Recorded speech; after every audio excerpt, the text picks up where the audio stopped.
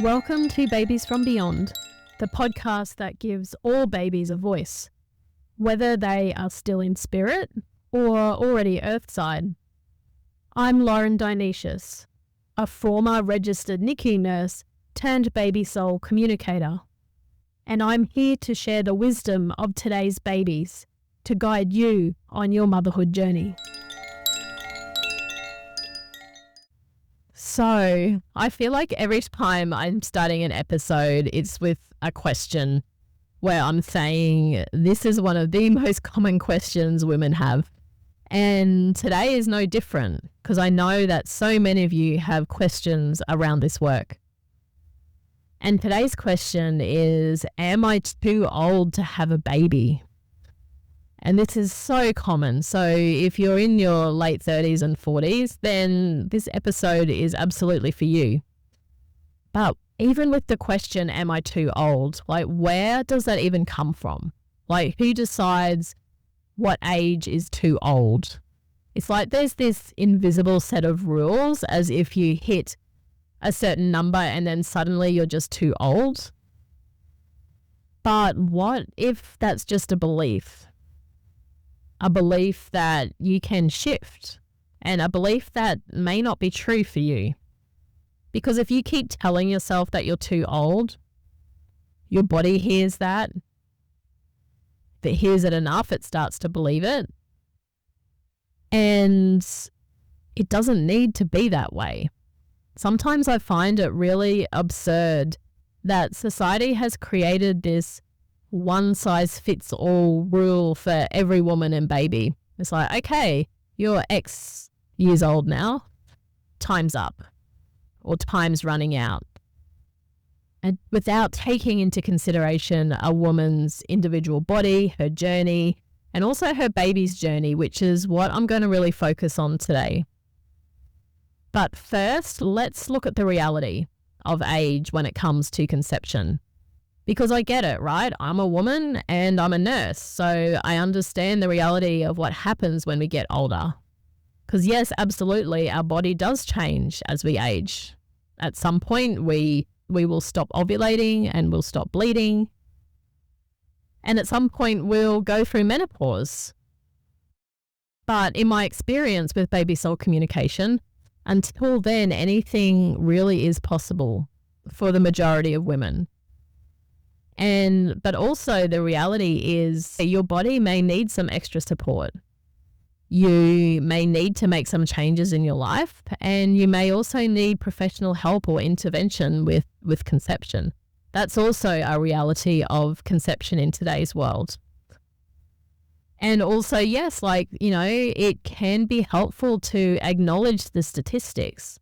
Like, I've read the statistics and I've absolutely seen them play out in action too when I was working in the nursery. But I also want to be real about this because those statistics were not predictive for every single woman that I worked with.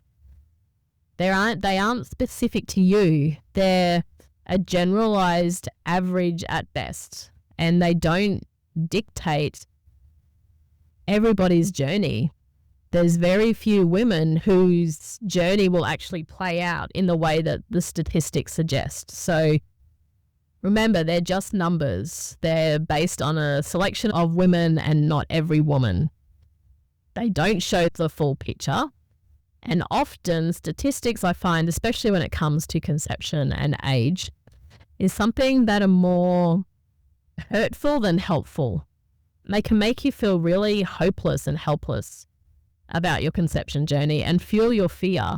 So when that sort of energy is coming up in our journey, we can see that it may not be helpful for us to put too much emphasis onto those numbers and statistics, especially around a journey that is generally unpredictable and out of our control when it comes to conception.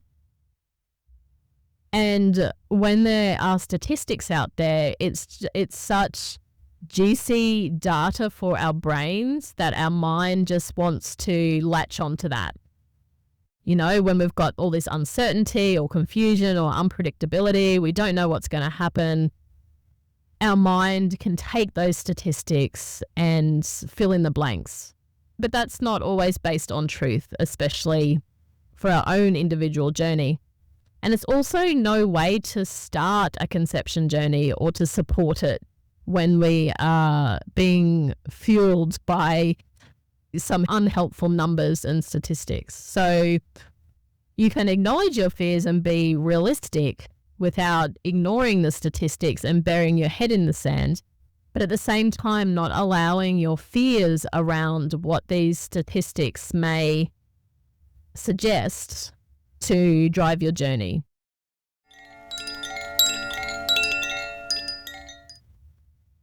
So where are you with this? What is driving your fear around your age? If you're worried that you are getting too old, where is that coming from? Who's telling you that? Where are you getting that information from? Because what if you could actually put less focus on your age? So at the end of the day, your age is not going to change. We can't reverse age. It's there. It's going to happen year by year. But what if you could put less focus on that and instead start to be curious about the possibilities and the how and the when, instead of seeing your age as a number that's a problem and is going to hold you back or stop you from getting something that you want? Like, what if it could become more of a 50-50 situation? Instead of 90% of your energy field, which I have seen happen with some women who are trying to conceive, where their age is literally driving their energy field, is taking up so much space, so much energy, that it looks like this big curtain of fog around their energy field. I'm too old, I'm running out of time. What if this doesn't happen? I'm X years old this year, these things. And it can take up so much space and so much energy. Whereas what if we could bring that back more to 50-50? Like, okay, 50%, yeah, you know what? I am getting older and things are happening with my body. And the other 50% is like, okay, I'm capable, I'm healthy, I would love to bring a baby into the world, and I'm really curious about how that could unfold for us. So it's this fear, this scarcity, this urgency, this, oh my God, I'm running out of time, that I've seen over and over again in the energy field of women who are trying to conceive, especially in their 40s. And I don't say this as a judgment. I'm just sharing the observations I've noticed after working with hundreds, even thousands of women, specifically around their conception journey. Because your frequency matters. If you have all of this fog in your energy field, that sounds like this isn't going to happen, I'm too old, I should have started trying earlier, this isn't going to happen for me, I can't do this, my body can't do this.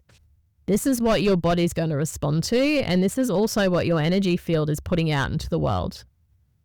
Which actually reminds me of that, that water experiment by a Japanese guy, Emoto, where he did studies on the energy of words and music and their effect on water.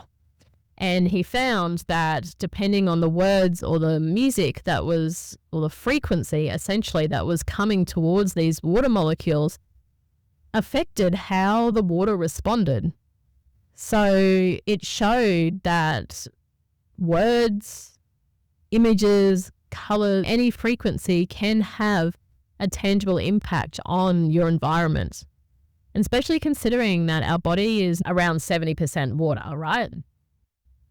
And that water transmits energy. You just got to look at the ripples on water, for example. These frequencies can literally change the water. So it's like, which way are you going to influence your own body, your own energy, through positive affirming words while also being realistic without having your head in the sand? Or are you going to fuel that with negative fear-based words? So what I'm saying here is not only the words that you use, not only are they affecting your body and your energy, but they're also going to be able to affect or influence who and what you can attract. And I'm talking about your baby here. And when I've worked with women where their energy field is very stifled or very clogged and cluttered with fear-based thoughts. And because we're talking about age, I'll use that, although there are other fear-based thoughts that can come to mind around conception and motherhood. But when I see this in a woman's energy field, it actually can make it harder for a baby to come through. It's like, you know what it's like if you've ever driven in fog, you can't see where you're going. It feels a little uncertain. It feels a little unsafe. So it's that kind of energy that babies are faced with from their side of the veil. And some babies won't come through that. They can literally refuse. I was like, no, I'm not going to come through fear because I'm going to pick that up on the way in and it's going to affect the energy of conception. And I don't want that for my life. Then again, they're not saying this out of judgment. It's just like an observation. And also for some babies, even if they wanted to come, they can't because that energy can be strong enough that it actually prevents conception or becomes a blockage to conception, especially if it's quite dense in the energy field. It can literally act as a roadblock in their energy. So it's not about burying your head in the sand, but it's also not about fueling or feeding that fear and that doubt. You also don't need to completely get rid of that fear or doubt either. It's about how can you adopt a more balanced perspective when it comes to age? Because, yeah, you can acknowledge the biological window, but you also don't need to let it drive your car. You can come back to that 50-50 balance of awareness, but without blocking or without some kind of obsession even with it. So I want to talk now about the wisdom that baby souls share when it comes to their age. When I'm working with a woman who's in her 40s and she is fearful or concerned about her conception journey, we can tune into the baby soul and find out where they're at, what they're waiting for, what they may be concerned about, what may be stopping them from coming through. And there's a few things here that are pretty similar. I mean, obviously, every journey, every mother, every child is on their own journey and is different. But there is a few themes that I've noticed over the years. So what I have learned is that these babies are aware of age. They know that if they want to come to you biologically, then they have a window of time to do that. They get that. They've got that memo. But it's also just one of the things that they're considering. So when we talk about their energy field, it's probably taking up 10% of their energy instead of that 90% that I mentioned can happen for many women. So for them, your age is not their entire focus. Also, many babies are looking for mothers in their 40s. They're not wanting to have a mother in their 20s or even 30s. They're waiting for you to be older. So what if your baby is waiting for you to be in your 40s or even well into your 40s? Because they know that the older you are, the better equipped you're going to be the mother that they need you to be, if that makes sense. Because so often baby souls need their mother to be at a certain stage of life. Age has so many benefits to a baby's journey here. It's only through age that you can have life experience and wisdom and emotional maturity. You can't have that when you're 20. There's some things that only time and therefore age can offer. Most women in their late 30s and 40s know themselves much more deeply than they did when they were in their 20s and early 30s. They're often more confident in themselves. They've often, especially those women drawn to this type of work, are on a healing journey in their own right. They're doing that deeper inner work. They're often more fulfilled, personally, professionally, socially, relationally. And they've been able to do things in their life. They've been able to establish their career or explore different jobs or travel. So it's important to see that from a baby's perspective, there's a lot of benefits and pros to you being in your 40s before you conceive them. I also want to mention too, this is a little bit less common, but I feel like it's still common enough to mention, is that there are some babies who are choosing to come through IVF. And for many women, IVF is not something that is considered until they're in their 40s, like late 30s, 40s. And so some babies choose IVF and they know that their path to earth will be through some form of assisted conception. So they're also aware that you're probably not going to consider IVF until you get to a certain age. So from their perspective, they see age as being helpful because it's going to allow you to perhaps pivot or explore different options that you may not have explored when you were younger. I mean, IVF is a whole other can of worms, and that's something I will discuss in future episodes, because IVF is definitely a big part of the conception journey for today's families, and that's only going to increase, but I'll talk more about that another day. So for so many of today's babies, age is actually powerful, purposeful, and a planned part of their journey to Earth. It's part of what they're waiting for. And it's actually very rarely a barrier for them, which is so different to how we see age here on Earth. So it's like, where to from here? And what I've shared with women is it's about finding a balanced approach.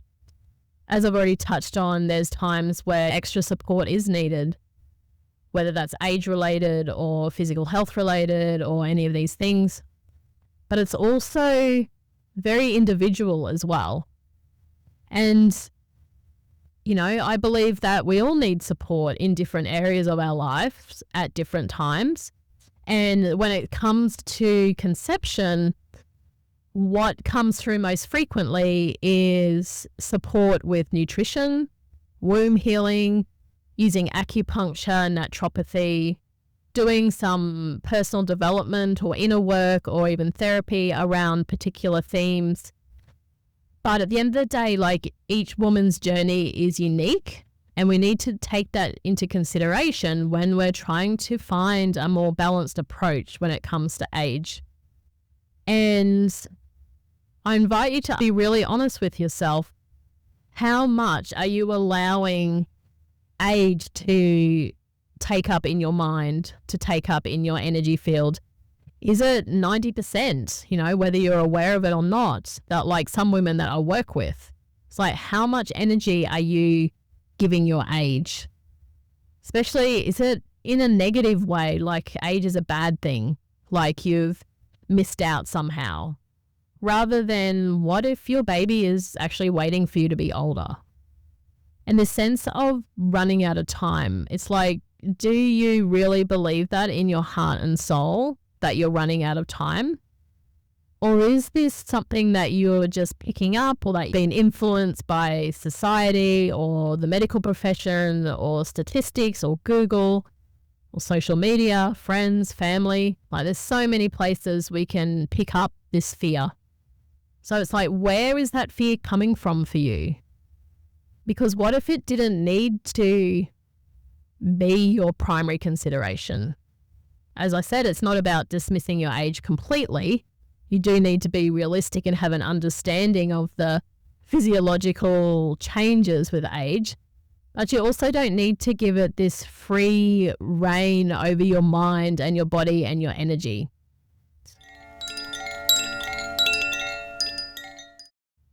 Fear around age doesn't need to be in the driver's seat with all of the power, because it's about trusting your journey, trusting your body, trusting your baby, and also trusting the guidance that you will receive along the way that will help shape your journey and guide it forward. So again, in my experience doing this work, you have a very specific job when it comes to conceiving a baby. And that's to support your mind, check, see what's there, supporting your body and the physical health and your hormones and your nervous system. It's about supporting your soul as well and your heart, connecting with that deeper part of you, that wiser part of you. It's also about inviting your baby's soul to join you for a life here on earth, because at the end of the day, it's up to them. And you can listen to them and allow them to guide you in supporting their conception journey and also your journey as well. It's like, how can you help them? And also honoring and respecting their needs, their decision, their timing. Stop trying to take on the conception of a child as your sole responsibility. You know, you are one piece of the puzzle. You are a vehicle for a soul to have a life here on earth. But there's other pieces of the puzzle. There's other souls, other beings that are helping this process. And you can call on them. You can tune into them. Because at the end of the day, you can only do what you can do from your side of the fence. Your baby's soul needs to take the leap to come to you. And that's something that you cannot do for them.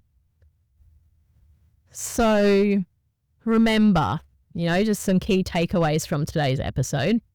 You are not too old. Your body is still capable for the majority of women.